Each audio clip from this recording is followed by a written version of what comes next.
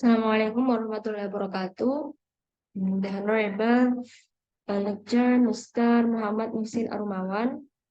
Let me introduce myself. So my name is Nashwa Nada, and now I will explain about peradaban Islam masa Nabi Muhammad SAW. Oke, langsung saja. Yang pertama, tentang apa yang melatar belakangi adanya peradaban Islam. Atau apa yang melatar belakangi mulai adanya peradaban Islam. Jadi perlu kita atau sudah kita ketahui bahwa bahwa bangsa Arab sebelum adanya agama Islam adalah bangsa yang jahiliyah atau bangsa yang bodoh, baik dari perilakunya ataupun cara beribadahnya. Nah, dengan kedatangan agama Islam yang dibawa oleh Nabi Muhammad itu telah mengubah bangsa Arab dari yang terbelakang, bodoh, tidak beradab, menjadi negara yang maju. Nah, peradaban Islam di masa awal Nabi Muhammad dimulai eh, karena banyaknya tantangan dari orang-orang Quraisy. Ketika Islam itu tidak berkembang selama Rasulullah bersama pengikutnya itu tinggal di Mekah. Nah, tantangan tersebut itu termasuk penyiksaan, kekerasan, pemboikotan, dan penggunaan orang-orang Muslim. Nah, akibatnya eh, dalam menjaga kesejahteraan umat Islam dan meningkatkan dakwah agama Islam, Rasulullah pun melakukan hijrah dari Makkah ke Madinah pada tahun 622 Masehi. Nah, di sanalah peradaban Islam pertama kali muncul sebagai suatu tanda perubahan besar dalam sejarah umat Islam yang yang dimulai dengan kota Madinah sebagai pusat peradaban. Oke. Selanjutnya, yakni tentang biografi Nabi Muhammad SAW. Jadi Nabi Muhammad atau nasab Nabi Muhammad adalah Muhammad bin Abdullah bin Abdul Muthalib bin Hisham bin Abdi Manaf bin Qusay bin Kilab bin Murrah bin Ka'ab bin Lu'ay bin Ghalib bin Fir bin Malik bin An-Nadhar bin Kinana bin Khuzaimah bin Mudrika bin Nabi Ilyas alaihissalam bin Mudhar bin Nada bin Mu'iddu bin Adnan. Beliau sudah menjadi yatim sejak masih 2 bulan berada di kandungan ibunya. Beliau pun dilahirkan pada hari Senin tanggal 12 Rabiul Awal eh, bertepatan dengan 29 Agustus sekitar tahun 580 Masehi di kota Mekah pada tahun atau pada tahun gajah. Kenapa disebut tahun gajah? Karena pada saat beliau lahir ada Raja Abroha yang menyerang Ka'bah membawa pasukan bergajah, tetapi dengan izin Allah dan pertolongan Allah, kemudian pasukan tersebut dikalahkan oleh burung apabila membawa batu-batu dari neraka, seperti yang termaktub dalam surah Al-Fil. Nah, beliau eh, disusui oleh Sayyidatina Halimah bin Abu Zu'aib. Ketika beliau dalam masa persusuan, beliau pun mengalami peristiwa pembelahan dada. Jadi beliau dadanya dibelah oleh malaikat Jibril, dibersihkan dari sifat-sifat yang tercela seperti iri dengki, hasud dan lain sebagainya. Ketika beliau masih berusia 4 tahun. Nah, kemudian pada usia 6 tahun, beliau ditinggal wafat oleh ibunya yang bernama Aminah dan diasuh oleh kakek beliau yang bernama Abdul Muthalib. Tapi ketika Nabi Muhammad SAW kena berusia 8 tahun, kakek beliau pun juga uh, wafat dan akhirnya beliau pun diasuh oleh paman beliau yang bernama Abu Thalib.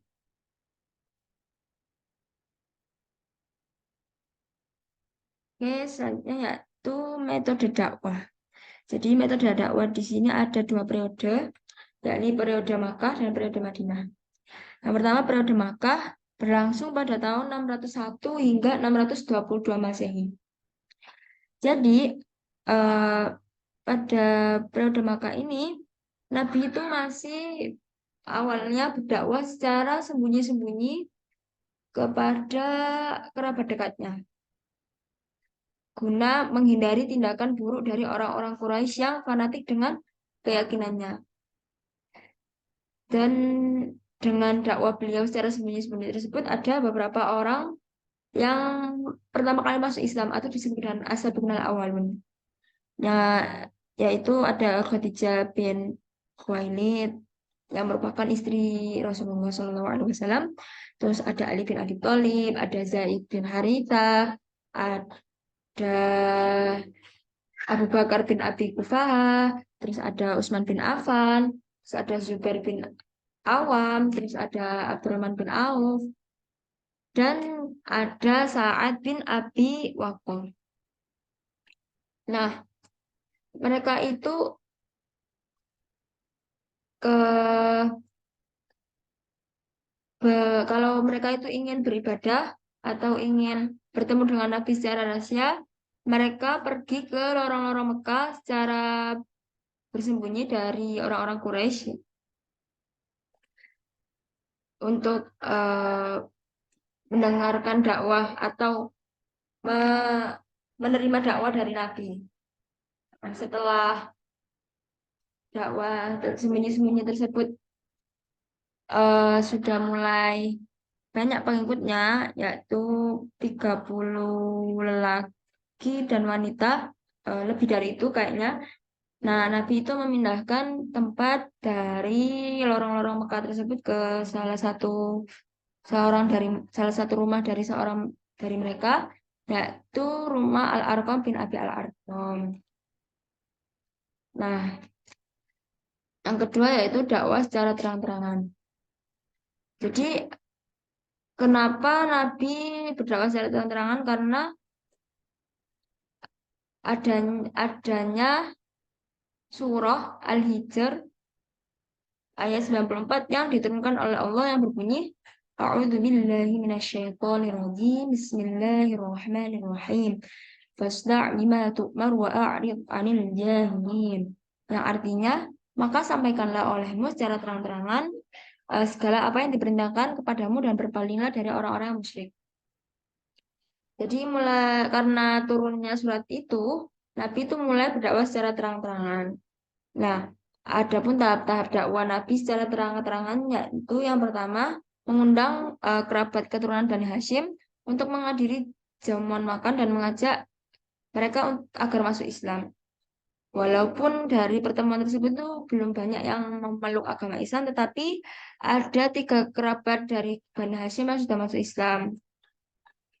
Tetapi masih merahasiakannya yaitu Ali bin Abi Thalib, Ja'far bin Abu Thalib, dan Zaid bin Harisah. Terus selain dengan mengajak dari keluarga atau dari Bani Hashim, Nabi pun mengumpulkan para penduduk kota Mekah di terutama yang tinggal di sekitar Ka'bah untuk berkumpul di Bukit Sofa untuk menerima dakwah Nabi Muhammad SAW.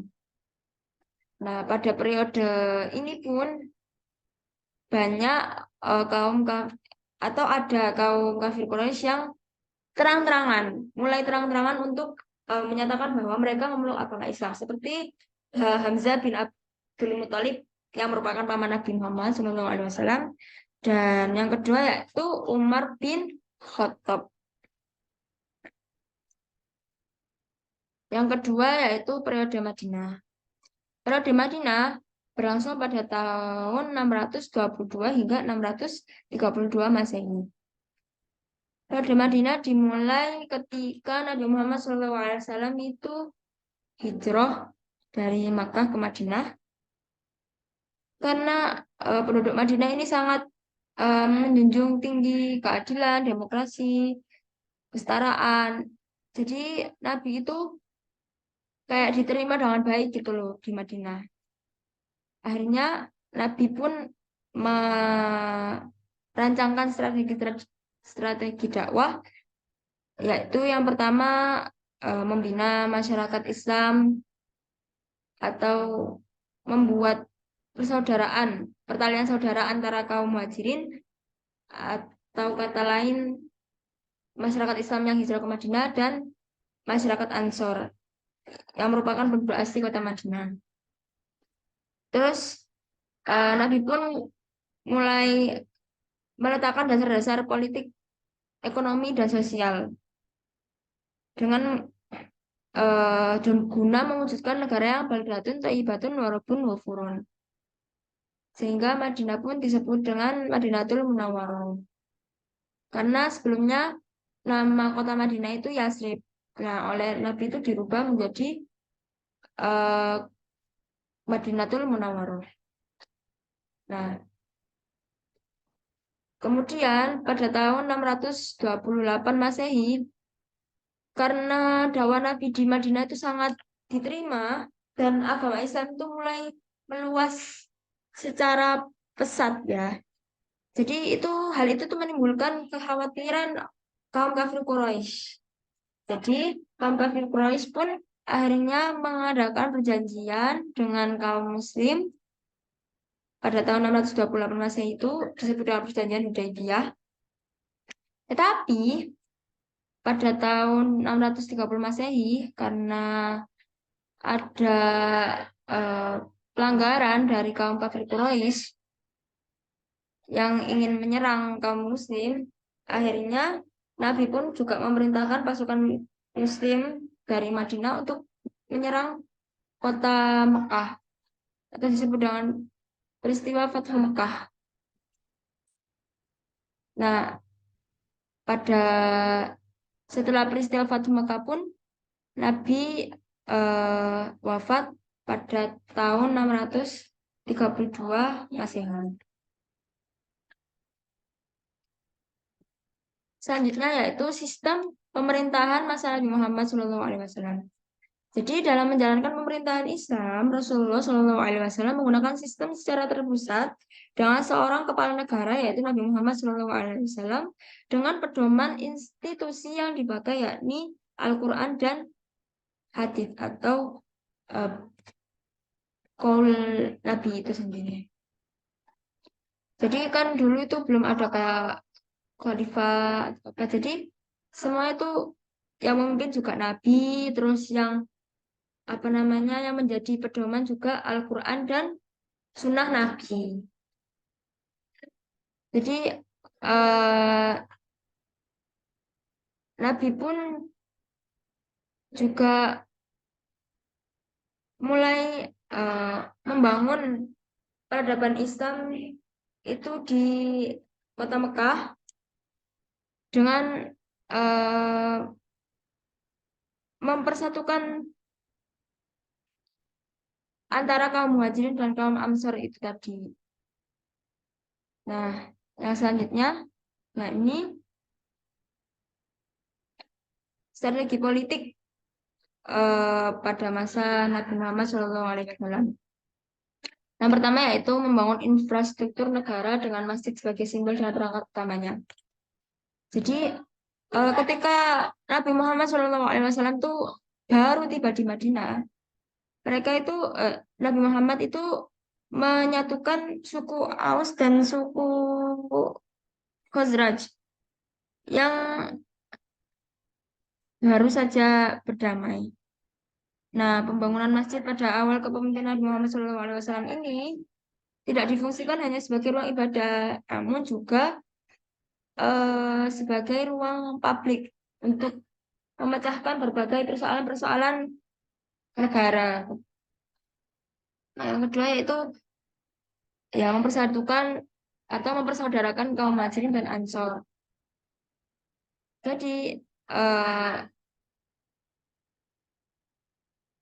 mempersaudarakan tuh tidak melalui pertalian darah, tetapi melalui rasa persaudaraan sebagai satu komunitas agama dan untuk menguatkan ukhuwah Islamiyah sehingga membentuk suatu ikatan baru yang berlandaskan iman, persaudaraan, dan gotong royong. Yang ketiga, yakni membuat piagam Madinah. Eh, Nabi bermusyawarah dengan berbagai komunitas penting di Madinah. Lalu terbentuklah piagam Madinah itu, yang merupakan yang berisi agar seluruh penduduk Madinah untuk saling mendukung, menghargai, dan bekerja sama dalam mewujudkan kehidupan yang damai dan turut bersinergi membela kota Madinah dari serangan luar. Terus yang terakhir yaitu membentuk angkatan perang untuk menghadapi ancaman invasi dari kafir Quraisy Mekah. Nah, kabar berdaulatnya Islam di Madinah yang mampu menyatukan berbagai suku dan ras masyarakat Madinah tidak menyurutkan permusuhan kaum kafir Quraisy. Nah, hal ini membuat Nabi membangun pasukan militer untuk menghadapi ancaman dari luar demi melindungi masyarakat Madinah. Mungkin cukup sekian yang dapat saya sampaikan. Kurang lebihnya saya mohon maaf sebesar-besarnya. Akhirul kalam, syukran ala ikhtimamikum. Wassalamualaikum warahmatullahi wabarakatuh.